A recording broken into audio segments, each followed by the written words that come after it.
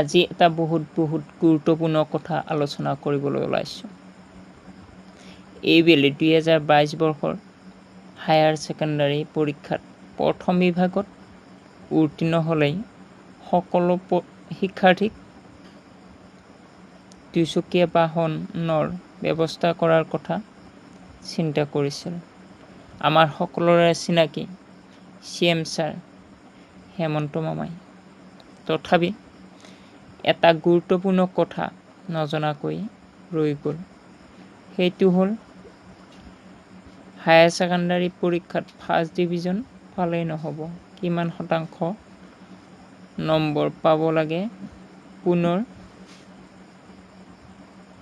ভিডিঅ'ত আলোচনা কৰিম।